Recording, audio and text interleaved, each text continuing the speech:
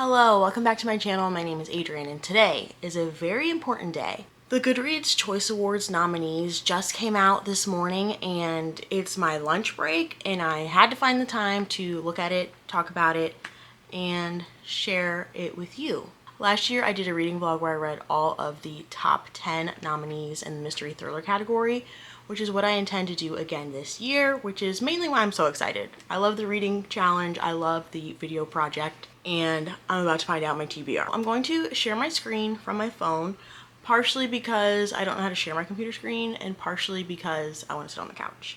Opening Goodreads right now. I am going to talk about my mystery thriller category, the books that I'll be reading, and I will browse the other ones just because I am deadly curious. Okay, hold on.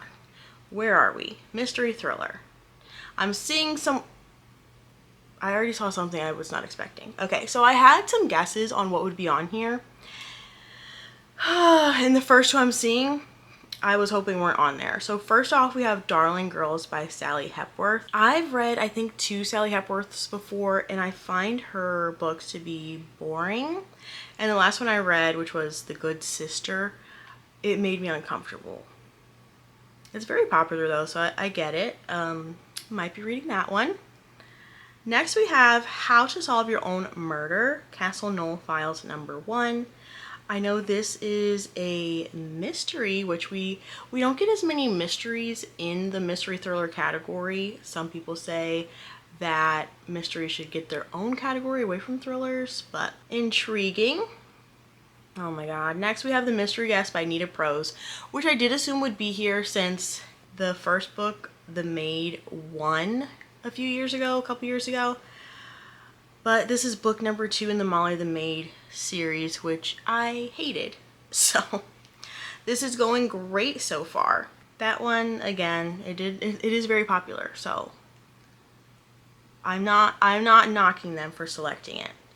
Next up, The Heiress by Rachel Hawkins. So this book, I actually went to see Rachel Hawkins at a book event, and I've been holding on to it ever since. Some people say it feels like Evelyn Hugo as a thriller, so I'm excited for that one. The one book I see that I've read so far is The Middle of the Night by Riley Sager. This one, I gave it 4 stars. I used to hate Riley Sager, but now somehow I became easy to please with him, and I enjoyed it, although I know a lot of people did not.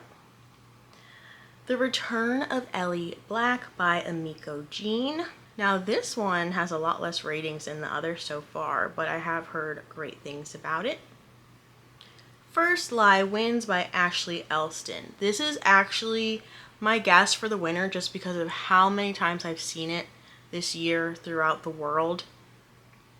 It has almost 500,000 ratings on Goodreads, which is incredible. And I know it's some sort of spy, false identity story. I think I read the beginning of it one time months and months ago and I put it down, so looks like it's time to pick it back up. Next we have Society of Lies by Lauren Ling Brown. I was actually just looking this book up the other day because I saw someone finish it on Goodreads. That only has 9,000 ratings. Whoa. Interesting. Next up, The Teacher by Frida McFadden. So last year I ended up having to read 3 Frida McFaddens because the sequel to The Housemaid, which ended up winning, was on there. And I hadn't read the first one, so I read both of those books. And then it also had The Coworker on there. And I don't like Frida McFadden's writing. 2 reasons. One, I don't think the writing's good. I don't think the stories are great. But also, I feel like she's stealing major plot lines from other books. So I'm not going to spoil anything, but there are twists in her books that are the same twists as some of the most popular thrillers on the planet. And they're unique twists. I know thrillers share twists, but this one's, some of them feel like copying. That's all I'm saying. So I assumed I'd have to read The Teacher. I actually bought it because it was on sale and I just knew it would be on here. And then we also have The Boyfriend by Frida McFadden, which, whoa. So The Teacher has 550,000 ratings. That's so many. The Boyfriend has 210,000 ratings, but it just came out. And I am so anxious to see if Frida McFadden has 3 books on here, because The House Remains Secret won the category last year. So how would you not have the sequel to the series that won last year? But then that would mean we have 3 Frida McFaddens. We'll see when we get there. And I'm not knocking Goodreads for putting Frida. She is one of the most popular read authors on the planet, we shall say. She's doing really well. Good for her. The God of the Woods by Liz Moore. 150,000 reviews. I've been hearing so many good things about this. I think it's more of a literary thriller. And again, I picked it up recently in anticipation of this challenge. Shoot. I'm seeing a book that I saw on sale and didn't buy, which I should have. Okay. Listen for the Lie by Amy Tintera. I know this has a podcast element. I know people were loving it. 200,000 ratings. The Night We Lost Him by Laura Dave. That's the one I almost bought recently and then I didn't. Gosh dang it. Only 21,000 ratings, but this author's last book won a category a couple years ago.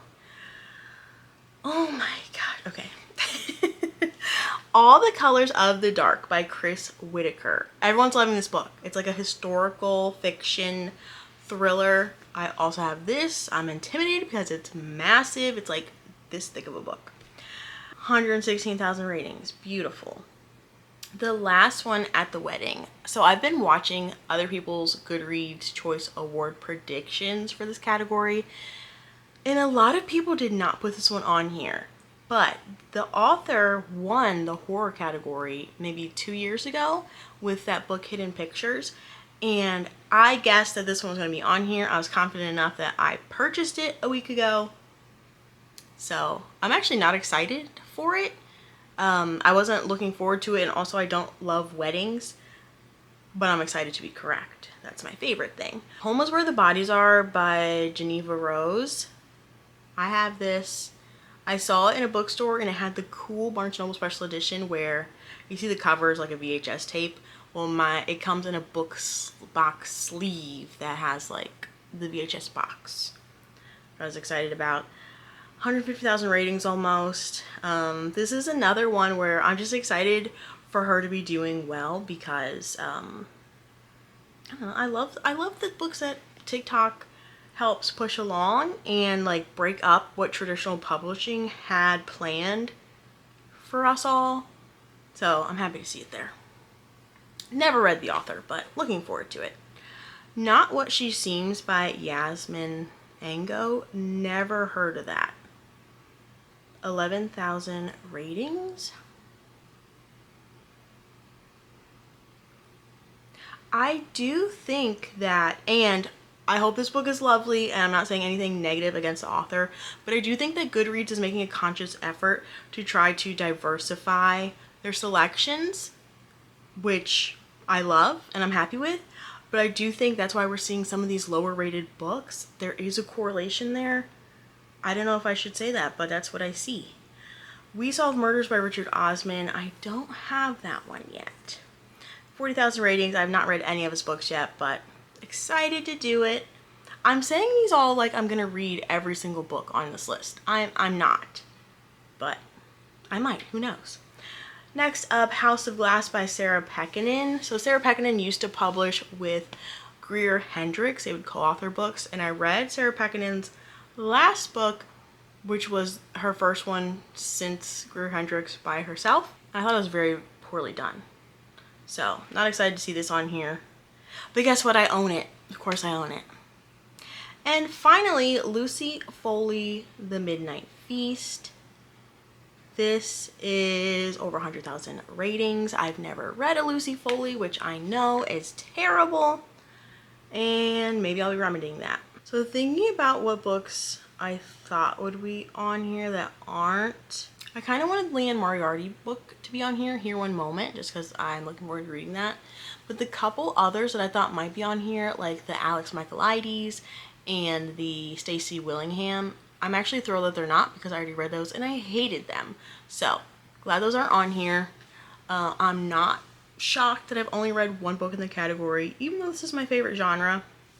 I have not been prioritizing new releases this year, so I am very surprised that The Third Housemaid isn't on here. I'm happy about it though. I don't want to read that. So alright, so what are my reading plans? I plan on doing 1 or 2 reading vlogs surrounding the mystery thriller category, which I'm obviously going to start today. So excited to get to reading. Last year I ended up finding multiple 5-star books, some new favorites for the genre, and this year I've literally had 2 5-star books, and I've read probably 65 books so far this year. So looking forward to hopefully finding some 5-star reads. Also just a big motivator to read. And my plan is to read all of the top 10. However, for 2 weeks, I'll only know the nominees and not what's in the top 10. So I'm going to start off guessing what I think will be in the top 10, reading those books, and then once I find out the real top 10, I'll have to shift what I'm reading, what my plans are, and read the actual top 10. So last year I think I read 3 books that I didn't actually have to, I think, but it worked out and it was a good time. So if you're interested to see last year's video, I can link it down below for you to check out. And then I hope you are subscribed, or at least like the video, so that YouTube will bring you back when my Goodreads Choice Award reading vlog is available to watch. So I'm gonna go start reading. Let me know what books you were surprised to see or surprised to not see in the category, and also what books I should be looking out for in the other categories, because I haven't looked at that yet and I'm not as familiar with those books, maybe, or am I don't know. So yes, let me know how you feel. Let me know how you feel about Goodreads Choice Awards in general. Is it really that exciting, or have we really hyped up something that doesn't deserve it? Alright, thank you guys so much for watching. I'll see you soon. Bye.